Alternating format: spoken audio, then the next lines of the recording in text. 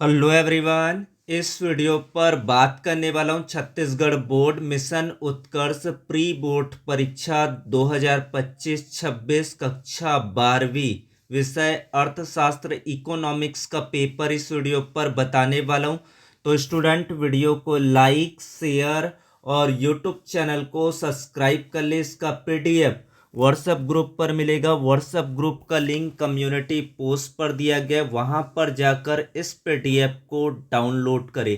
कोई भी प्रश्न हो, डाउट हो, कंफ्यूजन हो, कमेंट पर मैसेज करें ताकि आपके फीडबैक से वीडियो बनाने में हेल्प मिल सके। तो रिक्वेस्ट है कि जो भी डाउट्स होते हैं आप कमेंट पर ज़रूर करें, आपका निदान जरूर हो जाएगा।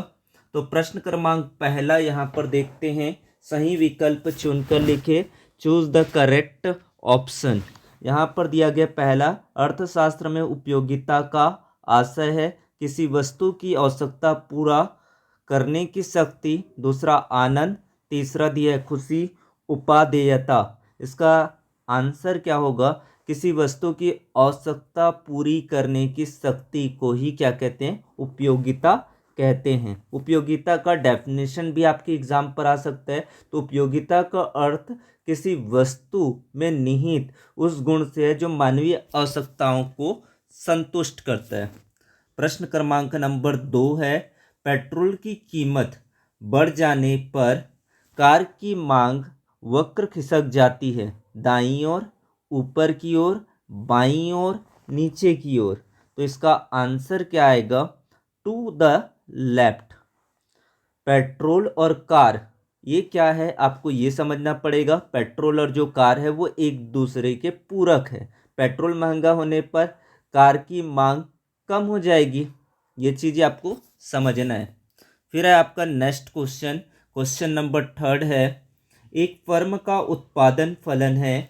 उत्पादन, आगतों एवं निर्गतों में संबंध, लागत, साधन। तो इसका राइट आंसर क्या होगा? एक फर्म का उत्पादन आगतों एवं निर्गतों में संबंध होता है। ऑप्शन नंबर बी इसका राइट आंसर होगा। उत्पादन फलन किसी फर्म के भौतिक साधन और भौतिक उत्पादन के बीच तकनीकी संबंध होता है। प्रश्न नंबर 4, मुद्रा वह है जो मुद्रा का कार्य करे। यह किसका कथन है? हार्टस विदर्स, हार्टे, प्रोफेसर थॉमस किन्स। तो इसका राइट आंसर क्या होगा? इसका आंसर आपको सोचना है, कमेंट पर भी आपको लिखना है ताकि आपको कितना आता है ये मुझे देखना है कि आप लोगों को आ रहा है कि नहीं आ रहा है। तो आप लोग कमेंट पर इंटरेक्शन जरूर बनाइए। इसका आंसर हो जाएगा हार्टर्स विदर। यह सरल परिभाषा हार्टर्स विदर्स द्वारा दी गई है जो मुद्रा के कार्यों पर केंद्रित है। फिर है आपका ये क्वेश्चन, सार्वजनिक बजट की अवधि होती है 5 वर्ष, 2 वर्ष, 1 वर्ष, 10 वर्ष।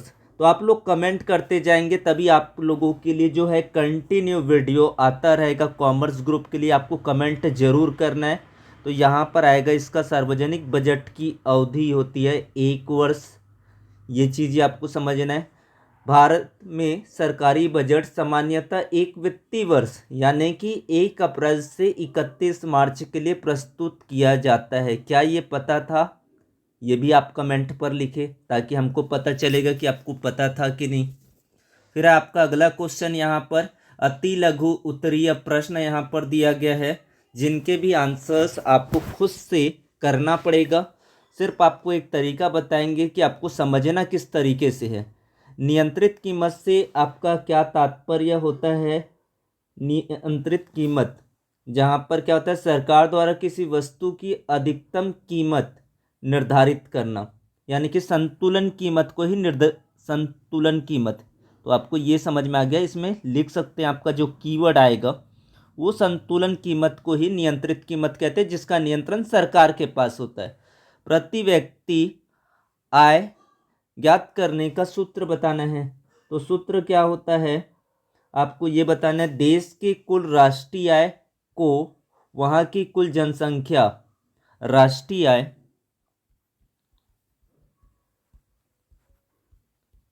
अपॉन क्या कर दो आप, जनसंख्या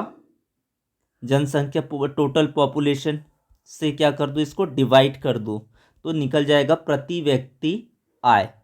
ये आपको याद रखना है।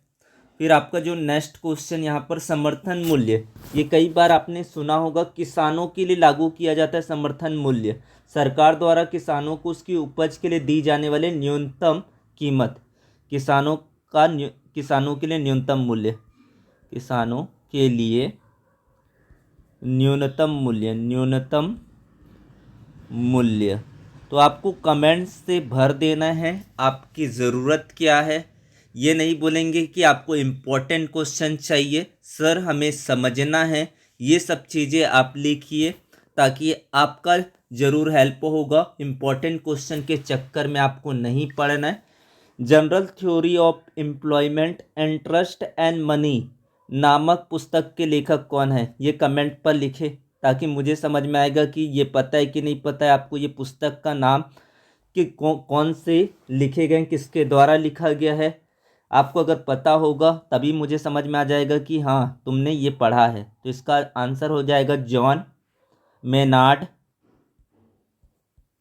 पूरा नाम भी पता है कि नहीं ये देखना है आपको, जॉन मेनार्ड किन्स इसका आंसर हो जाएगा। और कब प्रकाशित किया गया, अब बताओ मुझे। तो इसको प्रकाशित किया गया था 1936 में प्रकाशित किया गया था। तो ये चीज़ें होती है एक पढ़ने का तरीका, सिर्फ ऐसा नहीं है कि क्वेश्चन में आपको लेखक का नाम ही याद करना है, साथ ही साथ ये भी देखना है कि उसका ईयर क्या है। फिर आपका जो नेक्स्ट क्वेश्चन है यहाँ पर, राजस्व घाटा क्या है।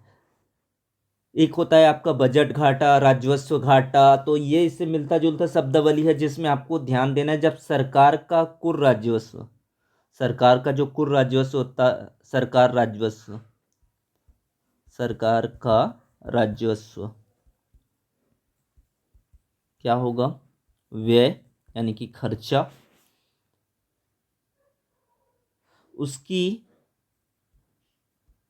प्राप्तियों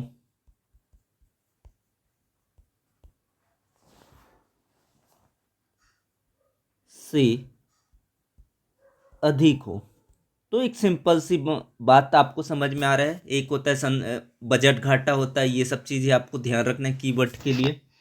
फिर आपका जो नेक्स्ट आएगा वो आएगा अति लघु उत्तरीय प्रश्न, जहाँ पर यहाँ पर एक टॉपिक को लेके आपको क्वेश्चन दिया गया है, पूर्ति। तो यहाँ पर एक पूर्ति का टॉपिक आया है। पूर्ति के अलावा और भी टॉपिक है जिन पर एक छोटे क्वेश्चन भी लिया जा सकता है, एक बड़ा क्वेश्चन भी लिया जा सकता है। तो ये पेपर में आपको ध्यान रखना है, सिर्फ पूर्ति का टॉपिक यहाँ पर सेलेक्ट करके एक क्वेश्चन बनाए।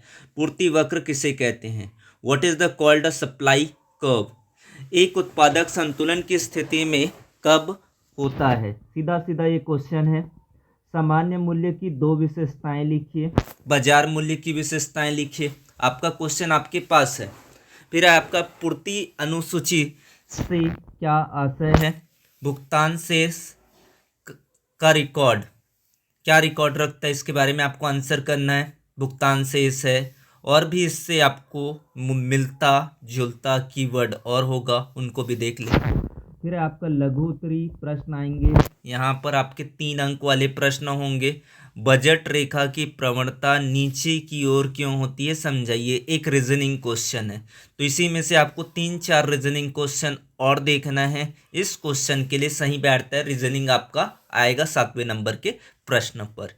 फिर 8वां प्रश्न है औसत आय और सीमांत आय में संबंध को बताइए। तो यहाँ पर औसत आय का लिया गया है और सीमांत आय को लिया गया है।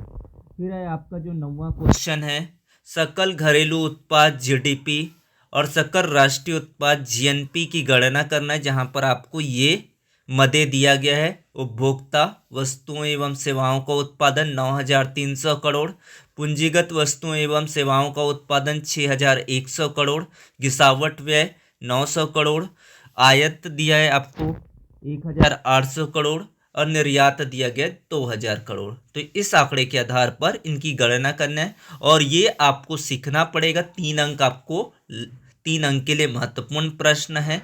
तो आपको ये टॉपिक इसी का लिया गया। सिर्फ आपका सकल घरेलू उत्पाद का भी लिया जा सकता है, साथ में राष्ट्रीय उत्पाद के लिए भी क्वेश्चन लिया जा सकता है, ये समझना है।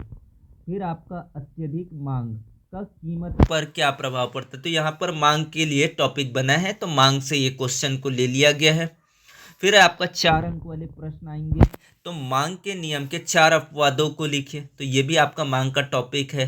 अथवा पर भी मांग का नियम लागू होने के कारण, तो दोनों में ही एक नेगेटिव फीडबैक वाला आपको क्वेश्चन दिया गया है, तो सिलेक्शन ऑफ द क्वेश्चंस है वो मांग का नियम है। तो मांग के नियम लागू होने का कारण भी पूछ सकता है, अपवाद भी पूछ सकते हैं, तो ये चीज़ें आपको समझना है। ये आपके मोस्ट हाईलाइटेड क्वेश्चन है, ये क्वेश्चंस आपके बदलते नहीं हैं, किसी न किसी साल में दोहराता है। केंद्रीय बैंक एवं व्यापारिक बैंक में कोई 4 अंतर लिखिए, ये इंपॉर्टेंट क्वेश्चन है। इसका अथवा क्वेश्चन एक ऐसा लिया जाएगा जहां पर आप घूम जाओगे कि ये क्वेश्चन क्या बोला जा रहा है। मुद्रा वह धुरी है जिसके चारों ओर अर्थविज्ञान चक्कर लगाता है। इस कथन के संदर्भ में मुद्रा का महत्व बताइए, तो यहाँ पर मुद्रा का टॉपिक आया है, तो मुद्रा को घुमा फिरा के क्वेश्चन को पूछ दिया है, सिर्फ मुद्रा का ही टॉपिक है, मुद्रा के बारे में आप सोचिए तो मुद्रा से ये रिलेटेड आपका आंसर बन जाएगा। फिर है आपका जो नेक्स्ट क्वेश्चन है, अंतर्राष्ट्रीय व्यापार के कोई 4 लाभ लिखे, तो यहाँ पर जो टॉपिक लिया गया ट्रेड के ऊपर लिया गया, तो ट्रेड आपको एक होता है देसी व्यापार, अंतर्राष्ट्रीय व्यापार, ये सारी चीज़ें आपको देखना है। फिर है आपका भारत में भुगतान संतुलन की प्रतिकूलता के कोई 4 कारण को लिखिए, तो यहाँ पर भुगतान संतुलन का टॉपिक लेके क्वेश्चन बने हैं। फिर आपका जो नेक्स्ट क्वेश्चन है यहाँ पर, पूर्ण प्रतियोगिता की दशा में दीर्घकाल में किसी वस्तु का मूल्य कैसे निश्चित होता है, समझाइए। पूर्ण प्रतियोगिता अपूर्ण प्रतियोगिता दोनों ही एक फैमिली के मेंबर है। फिर आपका जो नेक्स्ट है, ये क्वेश्चन आपको पूछे ही जाएंगे, चाहे वो कैसे भी पूछे, किस रूप में पूछे, लेकिन आपका टॉपिक फिक्स है। व्यष्टि अर्थशास्त्र समष्टि अर्थशास्त्र एक दूसरे के प्रतियोगी नहीं बल्कि पूरक है। घुमा फिरा के क्वेश्चन दिया गया है आपको कि व्यष्टि अर्थशास्त्र समष्टि अर्थशास्त्र में अंतर पूछता तो वो डायरेक्ट हो जाता, इसको एक क्वेश्चन के रूप में कॉन्सेप्चुअल के रूप में पूछा गया है। उत्पादन संभावना वक्र की मान्यताएं बताइए। राजस्व व्यय एवं पूंजीगत व्यय में अंतर लिखे, ये आपके लिए बहुत इंपॉर्टेंट है, ये क्वेश्चन ना है, लेकिन सरकारी बजट आपको ध्यान रखना है कि सरकारी बजट के ऊपर क्वेश्चन आता है। फिर आपका जो 6 अंक वाले प्रश्न आएंगे वो होगा आपका 17 नंबर का जो प्रश्न दिया गया है, अल्पकालीन सीमांत लागत यू आकार का क्यों होता है, कारण बताइए। लागत फलन की संकल्पनाओं, ये देखो यहाँ पर 3 क्वेश्चन आपका मिल गया, कुल लागत, औसत लागत, सीमांत लागत को समझाइए, तो यहाँ पर एक ही साथ 3 क्वेश्चन लग गया आपके पास। फिर है ये बहुत इंपॉर्टेंट क्वेश्चन है, सिर्फ यहाँ पर आपको शब्द को लेना है, राष्ट्रीय आय। भारत में राष्ट्रीय आय की गणना में आने वाली कठिनाइयों का वर्णन कीजिए। राष्ट्रीय आय की आय विधि, यहाँ पर आय विधि को लिया गया है, साथ में आपको व्यय विधि को भी देखना है। फिर 19वां नंबर का प्रश्न, उपभोक्ता संतुलन की सचित्र व्याख्या कीजिए। तटस्थता वक्र, देखो एक ही क्वेश्चन उपभोक्ता के संतुलन का टॉपिक है, जहाँ पर आपको तटस्थता वक्र का भी एक कीवर्ड मिल गया। मांग की कीमत लोच के विभिन्न प्रकारों को रेखाचित्र सहित स्पष्ट कीजिए, तो मांग की कीमत है। फिर यहाँ पर जो क्वेश्चन आया, समग्र मांग किसे कहते हैं, इसके प्रमुख घटक का वर्णन कीजिए, तो यहाँ पर समग्र मांग दिया है, कुल मांग भी होता है। किन्स वाला जो क्वेश्चन है वो बदलता नहीं है, क्योंकि एक प्रिंसिपल आधारित प्रश्न है, जो प्रिंसिपल्स होते हैं, जो सिद्धांत वाले जो प्रश्न होते हैं वो आपको सेम कीवर्ड से क्वेश्चन पूछे जाते हैं।